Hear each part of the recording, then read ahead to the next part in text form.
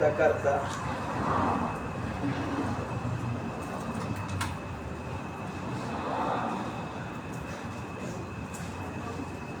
segunda carta de Pedro,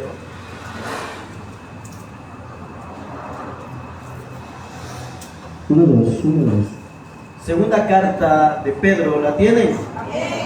Capítulo número 3, segunda carta de Pedro, capítulo número 3, versículo número 15, 16 y 17. Este solo es nuestra lectura base para introducirnos a esta serie que hemos titulado Textos fuera de contexto. Bueno, vamos al versículo número 15, y dice: y tened entendido que la paciencia de nuestro Señor es para salvación, como también nuestro amado hermano Pablo, según la sabiduría que le ha sido dada, os ha escrito, casi en todas sus epístolas, hablando de ella, de estas cosas, entre las cuales hay algunas difíciles de entender, las cuales los indoctos e inconstantes tuercen, como también las otras escrituras, para su propia perdición.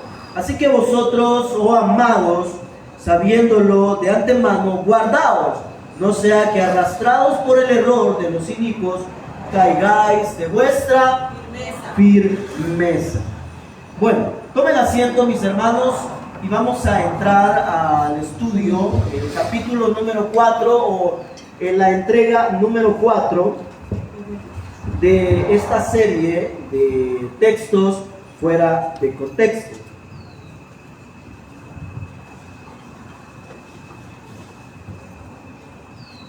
Y como hemos venido hablando a través de estos 3 domingos atrás, pues hemos visto algunos textos que han sido mal utilizados por los predicadores, por enseñadores y por muchas iglesias, donde creen que la interpretación de ellos es la correcta. Pero la palabra de Dios se debe de interpretar a la luz de las mismas escrituras.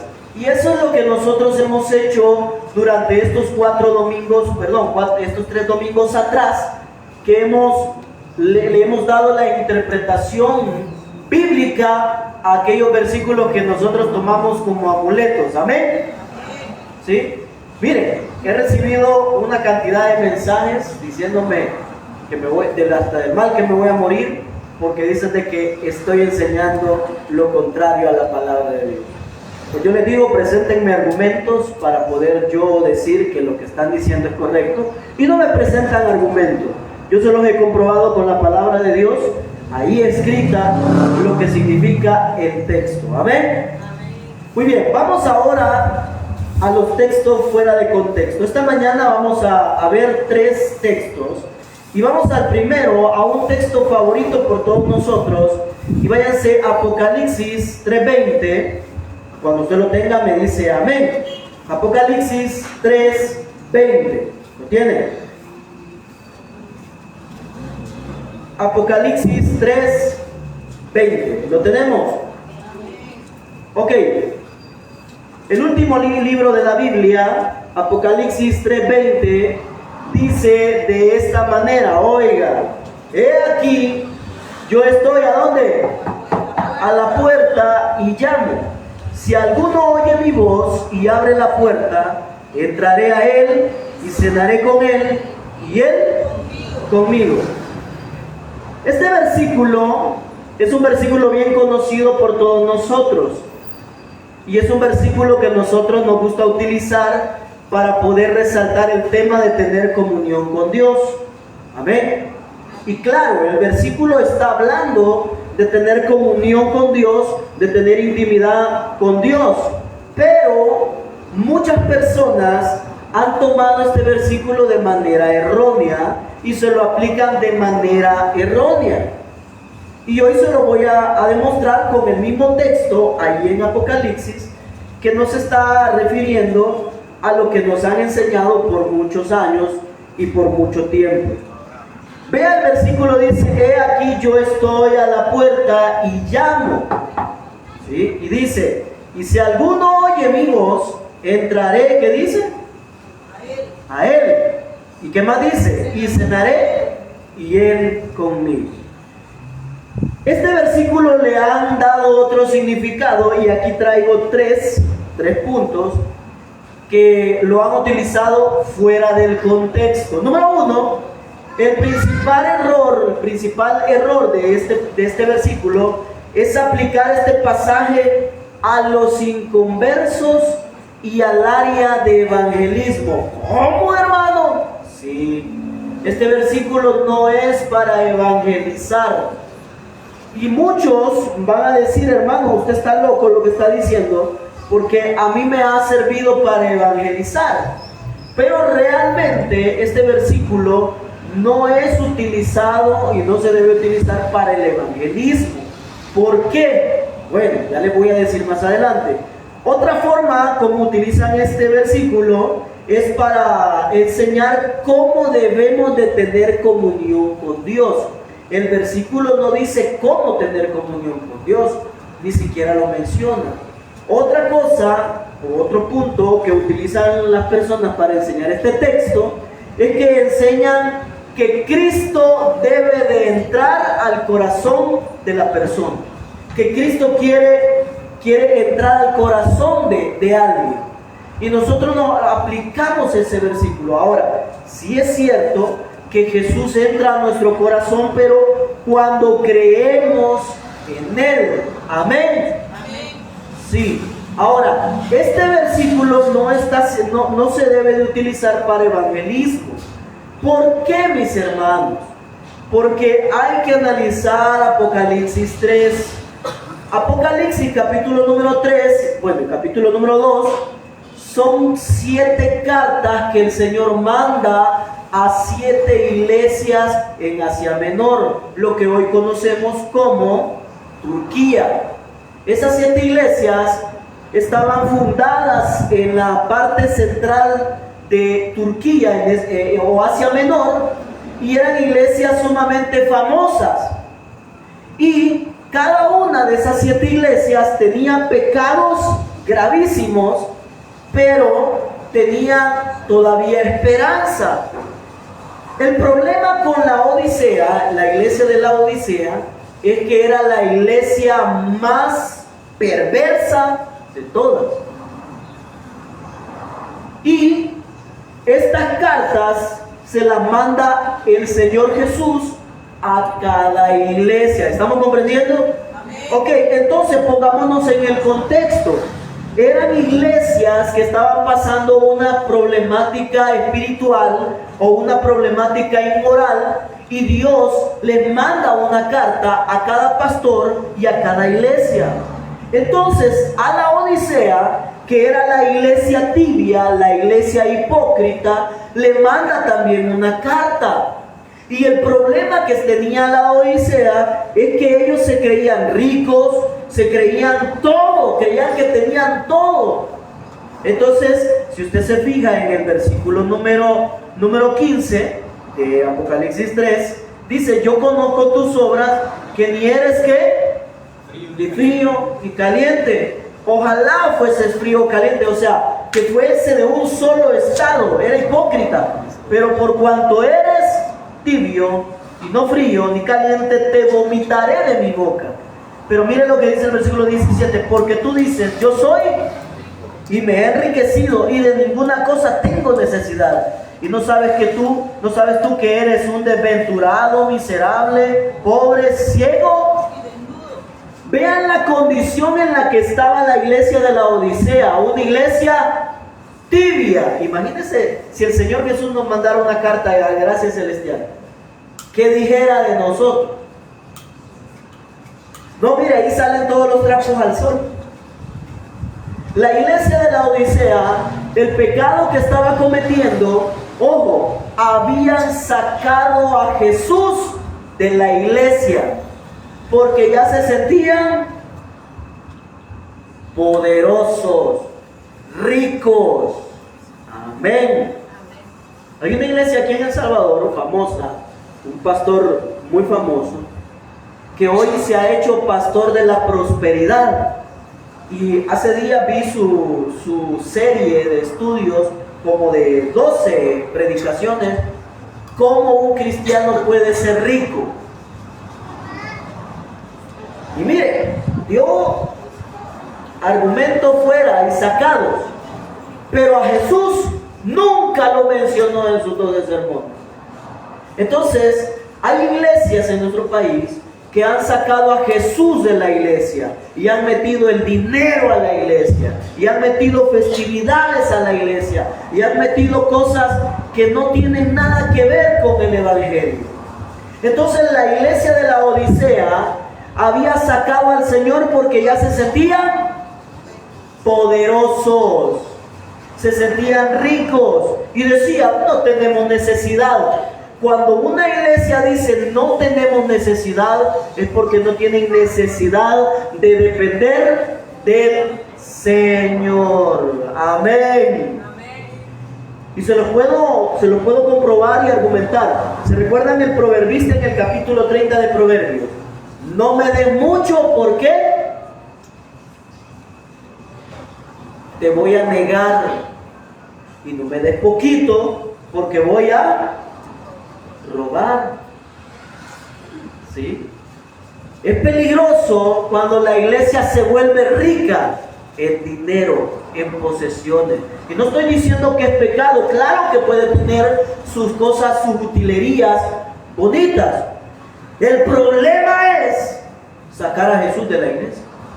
Entonces, esta carta de corrección, de juicio para la Odisea tibia e hipócrita, era enviada porque habían sacado a Jesús de la iglesia. Ya no predicaban a Jesús.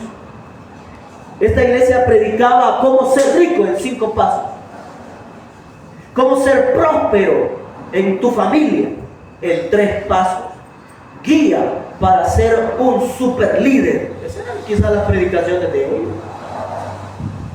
Y habían sacado a Jesús de sus sermones, de la iglesia. Amén. Una iglesia que saca a Jesús de la iglesia está próxima a morir. ¿Saben? Voy a dar el estudio de las 7 cartas de Apocalipsis del otro año. Y a cada iglesia Dios lo sentencia y le dice: arrepiéntete, si no vendré y quitaré tu candelero como el que tenemos atrás. Quiere decir que Dios iba a quitar a la iglesia, la iba a destruir. Como Él es el dueño, Él puede hacer lo que a Él le da la gana. Sí, claro, Dios puede destruir la iglesia. Dios puede destruir una iglesia que no se está predicando al Señor Jesús. Amén. Amén. Claro, enfático. Entonces, el problema que se estaba dando, que había sacado a Jesús. Entonces Jesús, miren lo que dice en el versículo 19. Bueno, leamos el 18. Por tanto, yo te aconsejo que de mí compres oro refinado en fuego, para que seas... Jesús le está diciendo a la iglesia: compren lo que sí vale y tiene precio de mí. El oro siempre ha representado la divinidad de Jesús y la divinidad de Dios. Sigamos. Y vestidura blanca, ¿para qué? Para vestirte. La vestidura blanca en la Biblia simboliza pureza, santidad, obras justas, y que no se descubra la vergüenza de tu desnudez. Mire, ¿se recuerdan los domingos locos? Mire, qué vergüenza, mi hermano. Qué pena ver mujeres en esos eventos. Bueno, ellas no lo hacen. Yo encendí la tele y una señora en cachetero, una señora vestida de ciguanaba, otra de Gatúbela, un hombre vestido de Batman, de hombre araña. Y a eso la gente se abocaba y iba, y creían que estaban en Dios, y creían que estaban haciendo lo correcto, estaban desnudos. Amén. Y no tengo miedo de decirlo y denunciarlo, porque muchas veces los líderes se han comportado hipócritamente con el evangelio y les vale pepito, les vale chonga. Entonces han sacado a Jesús Y sale el pastor vestido de vaca con las ubres aquí. Eso es el colmo. Eso es el colmo. Y así después proclaman el evangelio. Ya nadie les va a creer. Porque la iglesia no es un circo, ni es un club para venir de disfraces. Y si va a traer un disfraz, el único que anda, el de la humanidad pecaminosa que todos tenemos. Que es el que se tiene que quitar y arrepentirse. Y arrepentirnos. Amén. Amén. Eso queríamos oír, ¿verdad? Entonces las iglesias han sacado a Jesús. Y hoy no es la excepción en este tiempo. La gente que se aboca a esas congregaciones donde todo es comida, todo es playa, todo es bonito, todo es evento, y vamos a traer a mí San Marcos, y vamos a traer al fulano, y a toda la gente a San Vicente. Hoy todos andan en el carnaval. Bueno, ayer fue, ¿verdad? Hubiéramos ido, hombre, echarnos ahí un par de cafés. Allá andaban. Y mire, muchos creyentes allá tuvieron. Porque en el mundo suspiraban por el Buki, suspiraban por tanto. Y como los traen, allá van. Es la iglesia hipócrita. Y muchos hoy ya se han de estar santificando en alguna iglesia, cantando gloria a Dios, aleluya, amén.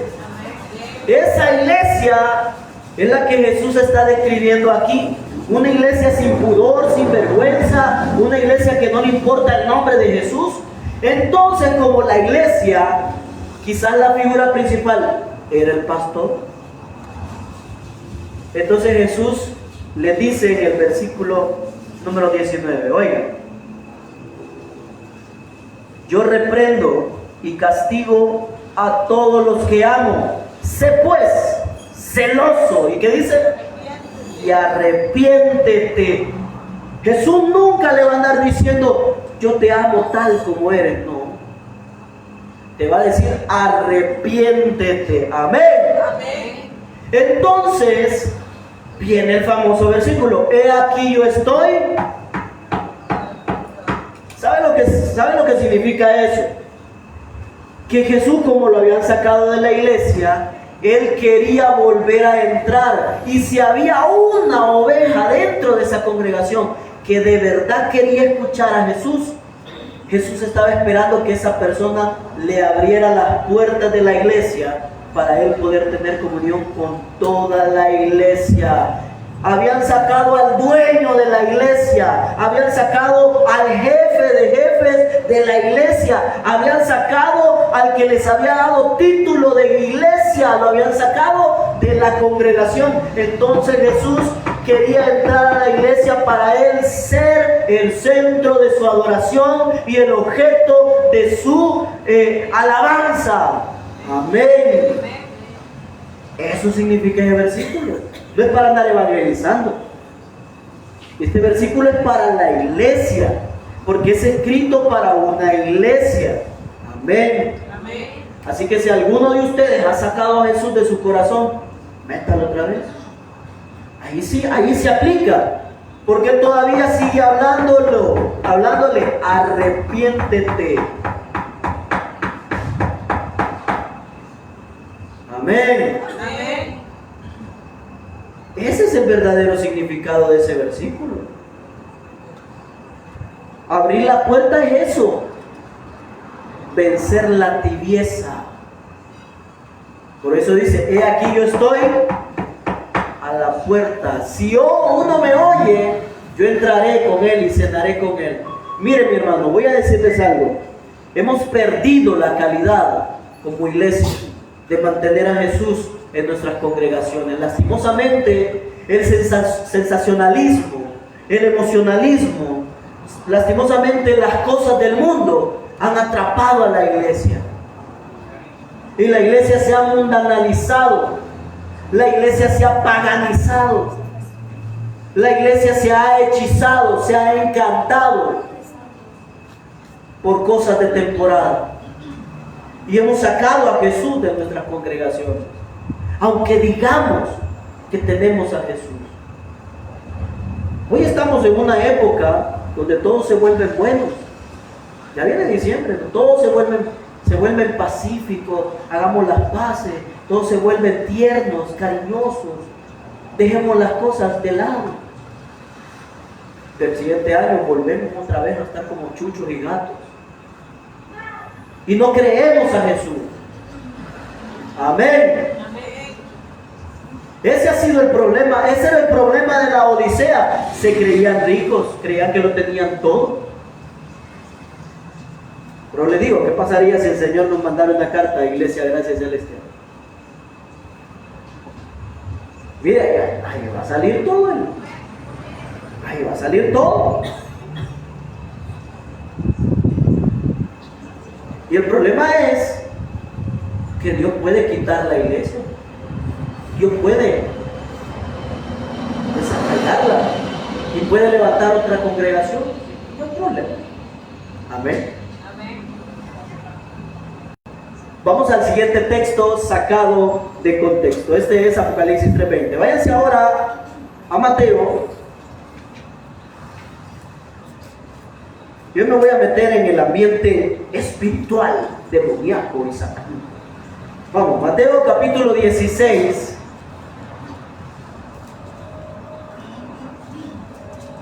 Mateo capítulo número 16. Hoy es la entrega número 4, el capítulo número 4 de esta serie, texto fuera de contexto. Y verdad que nos hemos dado cuenta que hemos predicado mal y nos han enseñado mal. Y hemos transmitido ese mensaje mal. ¿Y saben por qué? Porque a todos le decimos amén.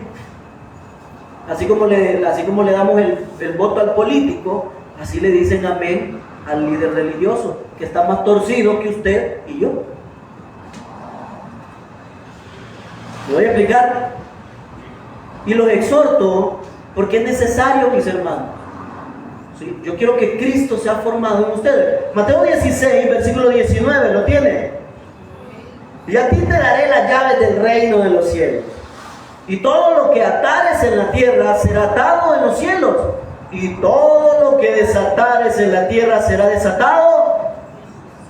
Esa frase, todo lo que sea atado será atado en los cielos, y todo lo que sea desatado en la tierra será desatado en los cielos. Muchos lo utilizan para estas cosas. Oigan, utilizan el versículo para andar atando demonios y malos espíritus. 2.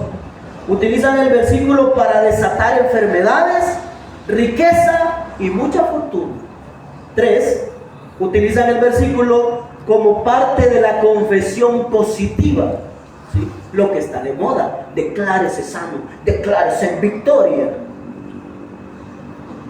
Gran pecador, porque ese es otro evangelio que anda por ahí volátil, volando, el evangelio de la confesión positiva. Declare lo que usted quiere para su vida. Hace muchos años atrás, allá por el 2004-2005, en uno de los canales de aquí cristianos del país, pasaba un programa que se llamaba Descubre el Campeón que hay en ti, con Marcos Witt. Y sus mensajes de esa época era que todos teníamos que ser campeones, y que si usted decía algo, eso tenía que ser. Y él cuenta una anécdota, que su hijo le dice que él quiere ser presidente de la nación de Estados Unidos, y Marcos Witt le dice: claro, hijo, tú puedes ser todo lo que tú quieras. Eso es falso.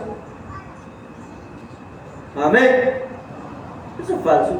Y si Dios quiere que no seas eso, no hay problema. A Jeremías le dijo que no se casara. A Ezequiel le quitó la mujer. A Oseas le dijo que se fuera a amar a una prostituta. No entendemos a Dios. Lo que sí sabemos es que cuando Dios quiere algo, se tiene que hacer. Amén. Eso es lo que importa. Eso de andar declarándose en victoria, es el sistema más desgraciado que puede haber.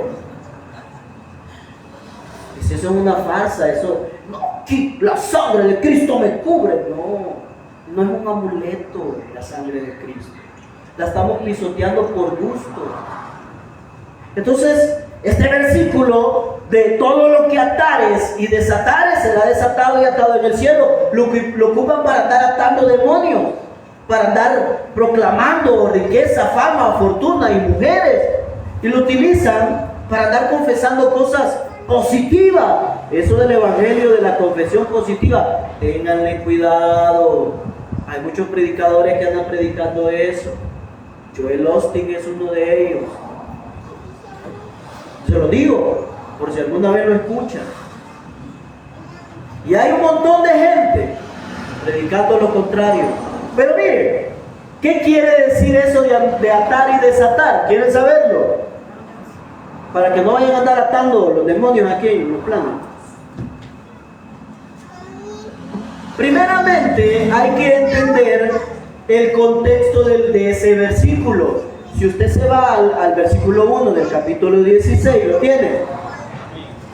Del 1 al 4, no lo vamos a leer todo, la generación de Jesús le demanda una señal a él para ver si es el Hijo de Dios, para ver si es Cristo. Entonces Jesús le dice en el versículo 4, oiga, no, versículo 3, y por la mañana hoy habrá tempestad porque arreboles tiene el cielo nublado. Hipócritas, que sabéis distinguir el aspecto del cielo, mas las señales de los tiempos. La generación mala y adúltera demanda señal, pero señal no le será dada, sino la señal del profeta Jonás. Y dejándonos, primero Jesús aquí habla de que hay que tener discernimiento, ¿sí? Pero hay que ver que la mayoría de los religiosos, porque vinieron los fariseos y saduceos, tenían un discernimiento hipócrita de Cristo y de Dios. Amén. Eran pecadores, ¿cómo les dice Jesús? Generación mala y adúltera. Eran pecadores. Ahora váyase al versículo número 5 al versículo 12. ¿Qué habla ahí ese texto? Habla acerca de la levadura de los fariseos. Cuando los fariseos y los saduceos se fueron, sus discípulos le dijeron, ¿verdad? Le dijeron ¿qué estaba pasando, ¿verdad? Porque Jesús les dice que trajeran pan. Entonces, versículo 6, Jesús les dijo, mirad, guardaos de la levadura de ¿qué?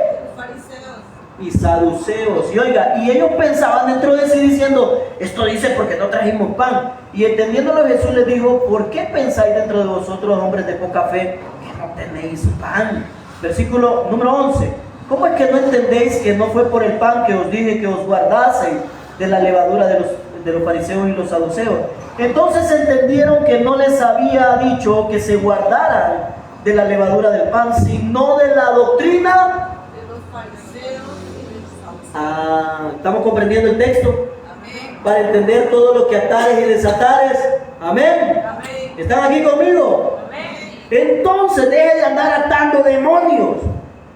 Yo te ato, te reprendo demonios, te ato en el nombre de Cristo Jesús. Eso no es bíblico. La Biblia no enseña que usted tiene que andar atando demonios. Mire, pero Jesús lo hizo. Sí, pero Jesús era Jesús. Amén. Y tenía que hacerlo porque era parte de su ministerio público en ese momento. Ya nosotros no tenemos que andar atando demonios, porque Él triunfó en la cruz del Calvario cuando Él murió, y despojando a los principados y a las potestades, los exhibió públicamente, triunfando sobre ellos en la cruz del Calvario. ¿No se alegra, mi hermano? Amén. Usted no tiene que andar atando demonios.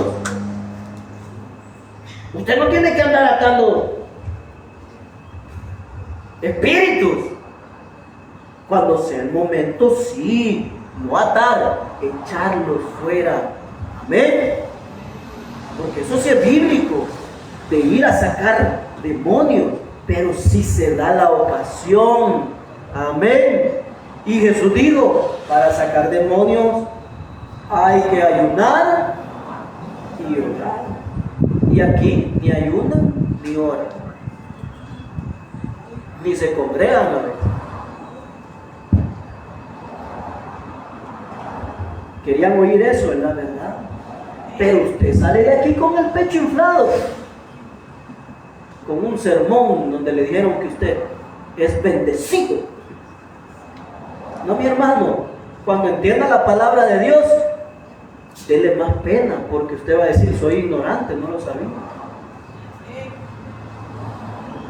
Mi esposa y mi suegra pasaron años en una congregación y veníamos hablando de eso en el carro. Les decía yo, les habían enseñado mal y me empezaron a contar una serie de herejías que les habían enseñado. Dios santo, si aquí las he liberado de los demonios que traían, de demonios de herejía que traían, no, mentira.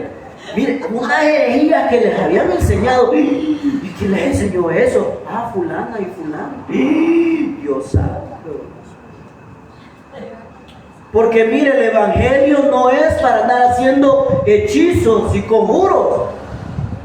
No, mi hermano. Jesús en la gran comisión en Mateo 28 dijo, por tanto, ir y hacer el qué.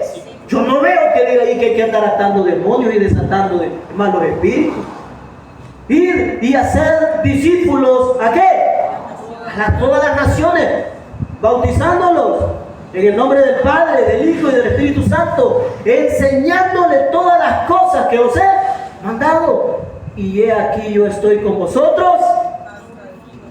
Esa es la gran comisión. Sacar demonios, eso es cuando se presente la ocasión y se anda ayunado y bien orado y bien leído y en santidad. Porque si no, el demonio lo va a hacer pedazos, mi hermano. Va a bailar el jarabe tapatío con usted. Amén. Yo estuve una vez en una exorcización, mejor me salí, porque eso no me correspondía a mí. Me voy a explicar. No, usted se orina ahí si sale un demonio. No haya que hacer.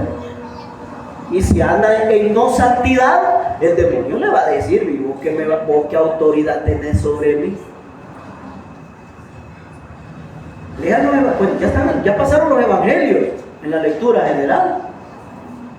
¿Cómo temblaban los demonios ante Jesús, verdad? Decirnos a dónde nos podemos ir. Mira, mandarnos al acto de cerdo. Tenía miedo. Y a nosotros nos tendrán miedo. Si ni leemos la Biblia. Amén. Todavía repite como loro lo malo que le han enseñado. Ya le va a estar haciendo caso al demonio. ¿Saben? Los demonios saben más Biblia que nosotros. Si Satanás se sabe la palabra de Dios de pasta a pasta, la conoce en la Biblia. Si a Jesús se la citó, imagínese la cita a usted. ¿Y dónde te congregas? Le va a decir el demonio. Ahí en gracia celestial. Sí, ternura. Vení para acá. Y lo va a despedazar. Y parece sarcasmo, pero es en serio lo que les estoy diciendo. Ustedes deben de ser una iglesia robusta en la palabra de Dios. El otro año vienen sorpresas en cuanto a lo espiritual, en cuanto a lo bíblico. Amén. ¿Usted quiere aprender más? El otro año vienen surprise, ¿sí? Aparte de la del otro domingo. Ok, entonces, capítulo 16, vamos otra vez.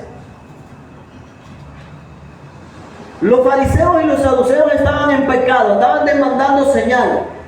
Y Jesús le dice a sus discípulos, guárdense de la doctrina de ellos, porque son herejes, son pecadores. En una iglesia donde se predican herejías, hay falsas doctrinas, hay falsos maestros. Yo no creo en esos predicadores que meten ahí en Google cómo predicar o sermones de la internet. No creo en eso. Yo escuché un predicador el año pasado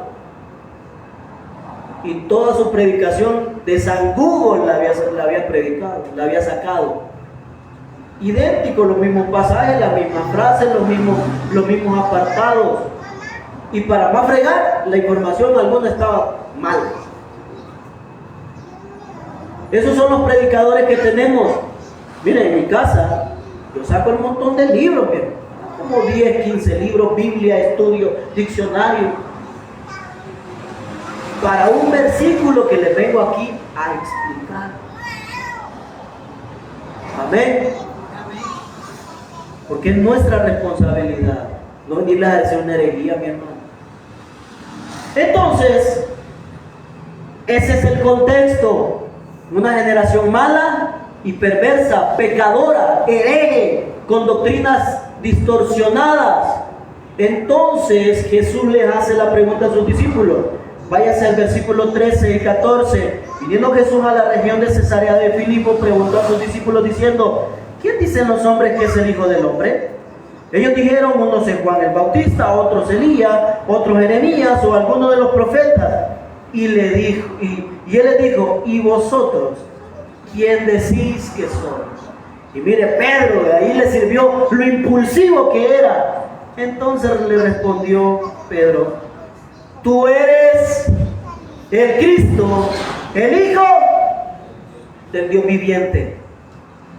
Entonces le respondió Jesús: bienaventurado eres, Simón, hijo de quién, porque no te lo reveló carne ni sangre, sino mi Padre que está. Mire, mejor los discípulos, mejor Pedro sabía quién era Jesús. Y los fariseos y saduceos, que eran los macizos, los intérpretes, los doctores de la ley, no reconocieron que Jesús era el Mesías prometido. Antes bien, le pedían una señal para ver si él era el Mesías. Amén. Entonces Jesús, al ver la confesión de Pedro, le dice: y yo también te digo que tú eres Pedro, o sea, tú eres una roca, y sobre esta roca edificaré mi iglesia, no como lo enseñan nuestros amigos los católicos, ¿verdad? Y las puertas del Hades no prevalecerán. Jesús, al ver la confesión de Pedro de que Jesús era el Hijo de Dios, le dice: la iglesia va a tener autoridad en mi nombre, y sobre la roca, sobre una piedra, voy a edificar mi iglesia, y le voy a dar autoridad, porque las puertas del Hades no prevalecerán contra ella. O sea que la iglesia jamás va a morir. Amén. Por más que la persigan, por más que hagan y digan, la iglesia jamás va a morir. Han pasado más de 2000 años y el evangelio se sigue predicando. Amén. No ha muerto ni morirá. Mientras se levanten siempre en las congregaciones mujeres y hombres fieles al Señor, va a haber iglesia. Amén. Y mientras Cristo sea predicado, va a haber iglesia. Amén. ¿No se alegra por eso? Amén. Entonces veamos el siguiente versículo. Y a ti te daré las llaves ¿de qué? Del reino. Nuestros amigos católicos dicen de que Pedro fue el primer papa. Aquí no está hablando de primer papa. Aquí se está fundando la iglesia sobre la afirmación de Pedro, que la iglesia está fundada sobre Cristo, el Hijo del Dios viviente. Y usted está fundado sobre el Hijo, Cristo, el Hijo del Dios viviente. Esa es la verdad. Amén. Amén. Entonces él le dice: y a ti te daré las llaves del reino. ¿Sabe qué significa las llaves? Las llaves eran para abrir y cerrar puertas difíciles en el tiempo antiguo. A Pedro le dice: a ti te voy a dar la llave para que tú apertures el reino. Vaya a leerse el capítulo 2 de Hechos. Ahí Pedro abrió la llave, la puerta del reino, y 5,000 personas se convirtieron con un sermón. Y yo aquí les predico 100 y nadie se convierte.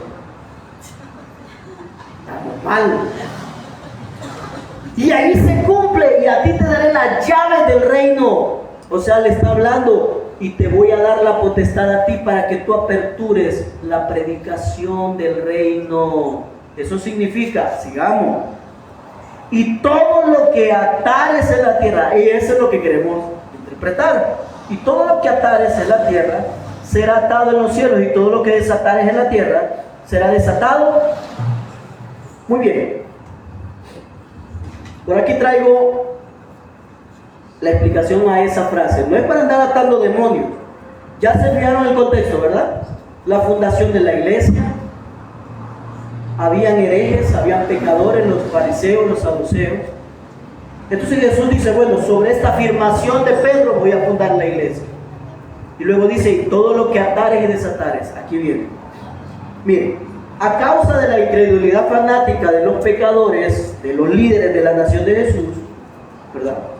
Jesús les pregunta quién es él. Y bueno, le dicen que eres Juan el Bautista, Elías, Jeremías o cualquier profeta. Entonces, a causa de la afirmación de Pedro, que es Cristo, el Hijo del Dios viviente, Jesús le da autoridad a todos los seguidores de Jesús para, aquí viene, todo lo que atares. ¿Sabe qué significa? Sujetar o confirmar con la palabra de Dios que es pecado. Y si la iglesia dice eso es pecado, Dios en los cielos va a decir que eso también es pecado. Amén. Amén. Te voy a decir algo bien fuerte para algunos. Esa teología de la falda, pantalones, pintura es mentira, no es doctrina. Amén. Ponerse un pantalón a las mujeres no es pecado. Ni en maquillarse o arreglarse no es pecado. Las hebreas se maquillaban. ¿Le hace cantar? No es pecado. Pecado no es lo que usted se pone. Jesús lo dijo, que del corazón salen todos los adulterios, fornicación. Eso es pecado. La injusticia, el robo, la herejía, eso es pecado. Entonces, la iglesia aquí le ha puesto un sello, y esto es pecado. Están equivocados. Si la Biblia no lo dice literalmente, esto es pecado, bla, bla, bla, bla, nosotros debemos de callarnos. Porque mire, y voy a decir algo bien fuerte para los líderes. Los líderes han sido bocones y bocaflojas por andar predicando y diciendo lo que Dios no ha dicho.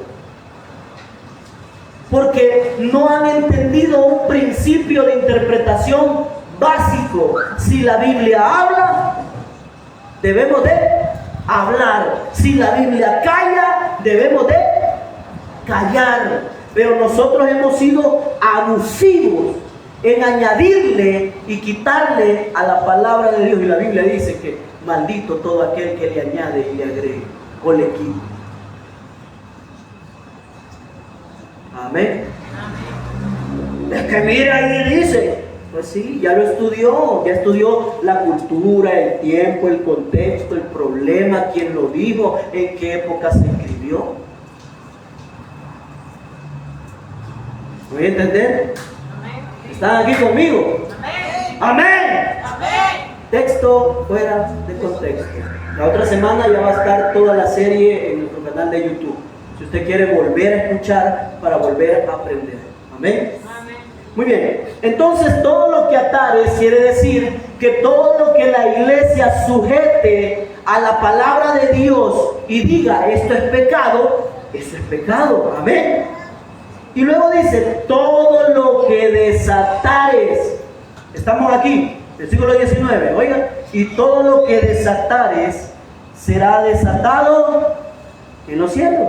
¿Sabe qué es desatar? O sea, cuando la iglesia confirma el arrepentimiento genuino de los pecadores, en el cielo también es desatado.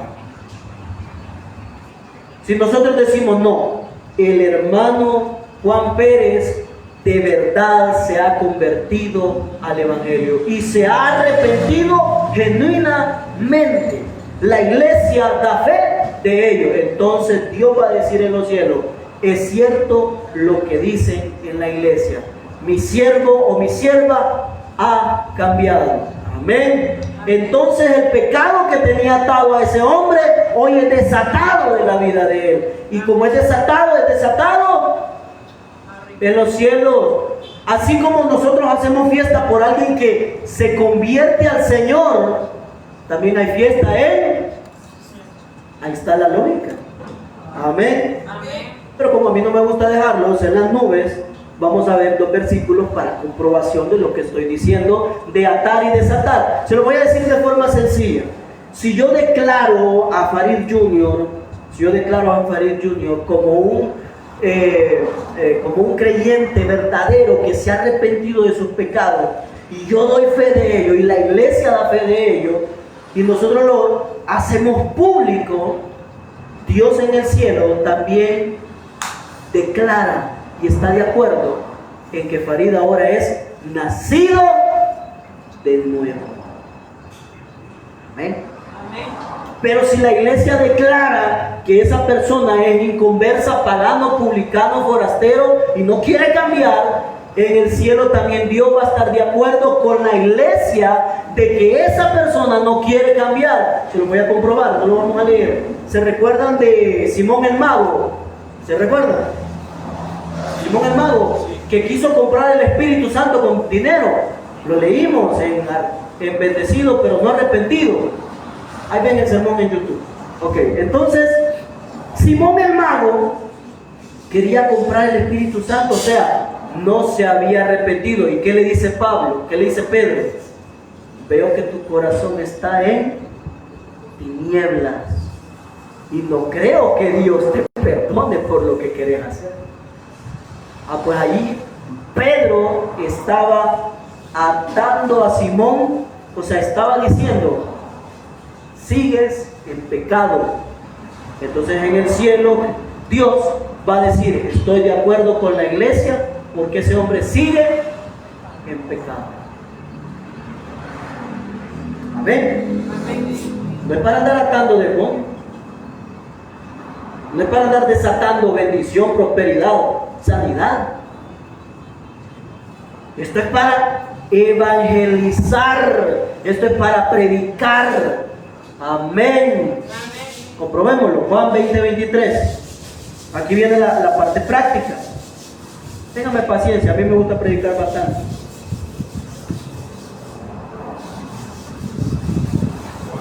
Juan 20. Hay algunos que están viendo el reloj. Juan 20:23. Todo lo que atares en la tierra será atado en los cielos. Todo lo que desatares en la tierra será desatado en los cielos. Aquí está la parte práctica. Juan 20:23. ¿Lo tenemos? A quienes remitieren los pecados, les son remitidos. Y a quienes se los retuviereis, les son comprendidos. Si la iglesia declara a algún miembro de la iglesia como pecador que jamás va a cambiar, Dios va a estar de acuerdo con él. Y si la iglesia declara que cierta persona de verdad ha nacido de nuevo, es arrepentido de verdad, Dios en los cielos va a decir: la iglesia tiene razón. Eso significa atar y desatar, o sea, declarar pecador o arrepentido a alguien, conforme a la palabra de Dios. No, porque yo le puedo decir pecador a mi suegra y pecadora y al infierno, pero sin base, solo por decirlo. Pero si yo sé que la señora tiene un récord crediticio, ¿verdad? Pero yo la voy a declarar pagana, hija del diablo, a bailar con Satanás al infierno. Y como nunca va a cambiar, Dios va a decir: si es cierto, tienen razón que esa maestra no va a cambiar. Entonces ahí se cumple ese versículo. Yo la estoy declarando pecadora, que nunca va a cambiar. ¿Cómo declararon a Simón el Mago? Pecador. Ay, Dios tal vez te perdone, a que ni Pedro sabía, pero sí lo declaró hipócrita y charlatán. Hoy en día el famoso mensaje de los predicadores, no juzguen. Miren, no declaren juicio. Hoy que han leído la palabra de Dios, creo que se han dado cuenta, que casi el 75-80% de la Biblia es juicio. Lo otro es esperanza. Mire, Jeremías y todos los capítulos que usted leía, todo era juicio. Ezequiel, Isaías, y se van los profetas menores, peor. Y Jesús viene a demandar la hipocresía de sus líderes, a señalar lo que habían hecho los líderes. Aquí en este país le han vendido al cristiano evangélico gracia barata. Cree en Cristo Jesús, pero vive tu vida a tu modo. Y como no leen la Biblia, no saben cómo vivir en santidad. No saben cómo Jesús reproduce la santidad en nosotros a través del Espíritu Santo. Y por eso muchos mujerean, hombreriegan, muchos hacen un montón de cosas. Y por eso muchos no se quitan pecado de encima. Amén. Porque es una gracia barata que nos han vendido. Cree y serás salvo, y haz una oración, ya eres salvo. Qué chivo que así fuera. No es así. Si Pablo decía, cuide su salvación con temor, o sea, con miedo. El temor es interior, el temor es por fuera. Si todo fuera así solo por una oración y todos son salvos, ¿qué necesidad tenía Pablo de decir cuide su salvación con temor y temblor? No, hombre, entonces vámonos a pecar como una secta que salió allá en el 2003, creciendo en gracia, salvo siempre salvo, y se tatuaban en 666, tuvo las 3 S. ¿Se dan cuenta, mis hermanos? Que nos han enseñado mal, no nos han enseñado bien. ¿Quién ustedes tonto atando demonios? Mire, a mí me preocupa esa gente, porque hablan con los demonios. Tienen más experiencias íntimas con los demonios que con Cristo. Amén. Hay una señora cantante que se llama Nancy Amancio, y ella le dedica sus canciones a Satanás, porque en todas conversa con él. Esa canción, Arrebato,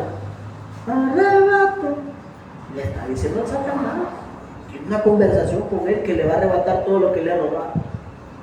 No es bíblico.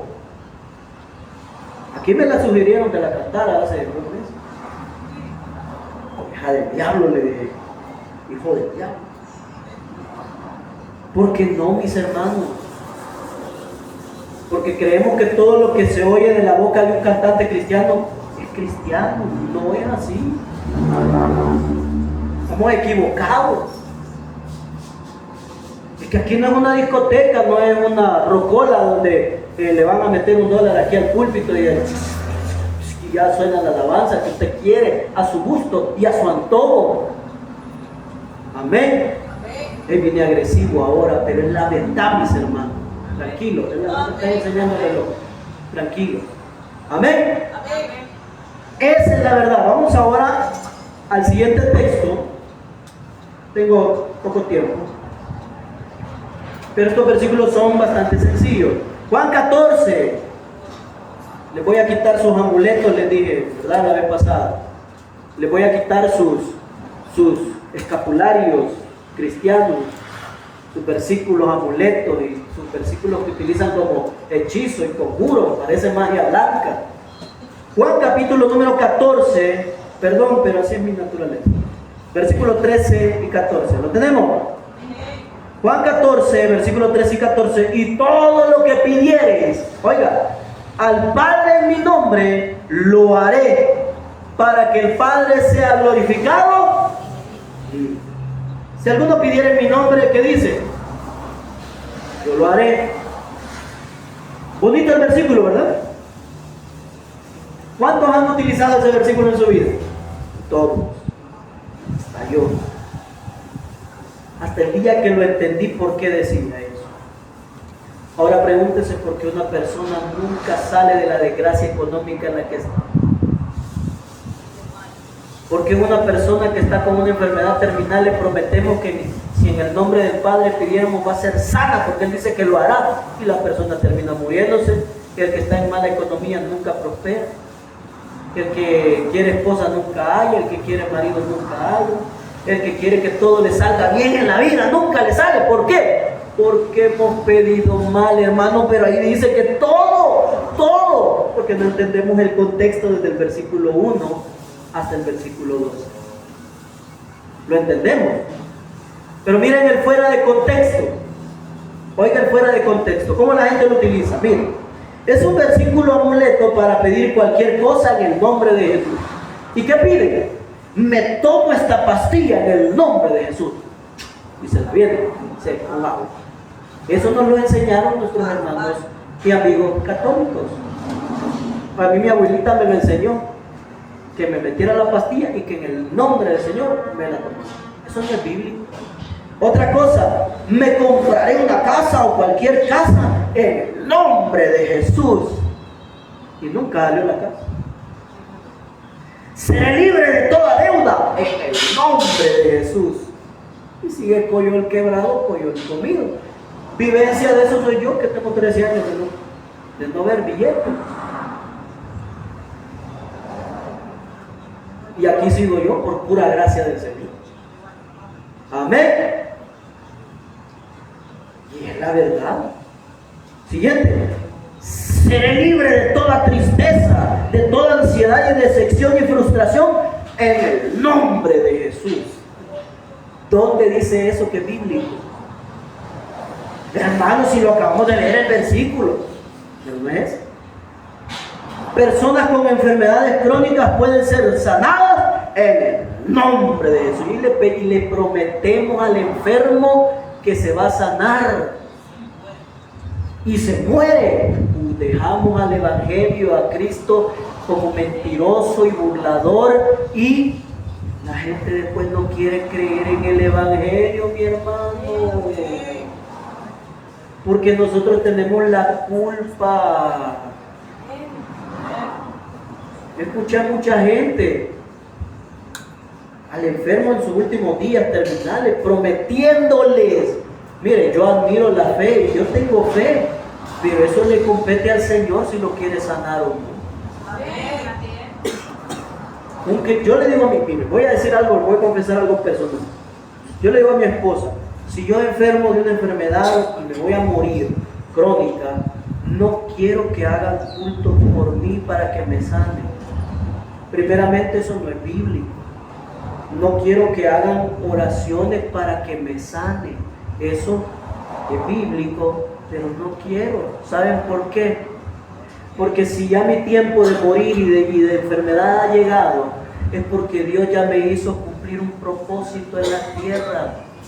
Y lo que voy a querer es que vayan a mi casa y me visiten y se recuerden todas las veces que yo los exhorté en el púlpito, y todas las veces que disfrutamos y fregamos y compartimos momentos bonitos, porque eso me lo voy a llevar en el corazón. ¿Por qué? Porque la misión de Dios ya la cumplí, ya prediqué, ya bauticé, ya evangelicé, ya enseñé, ya instruí, hice todo lo que he querido en esta vida.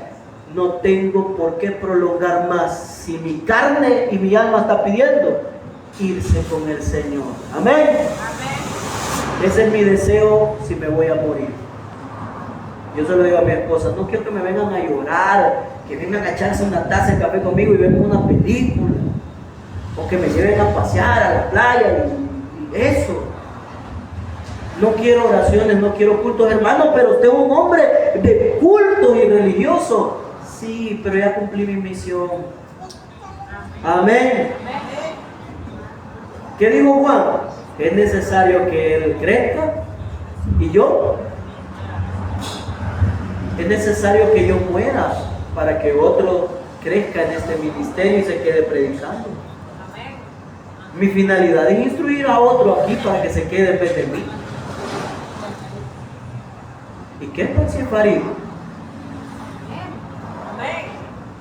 Y tengo esperanza en él.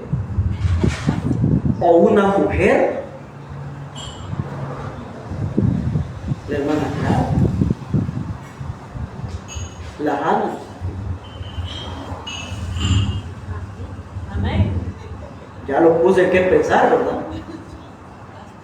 Ese es mi deseo. No quiero que sánalo en el nombre del Señor. No déjenme partir con mi Señor, hombre. Me están deteniendo mi partida con mi jefe.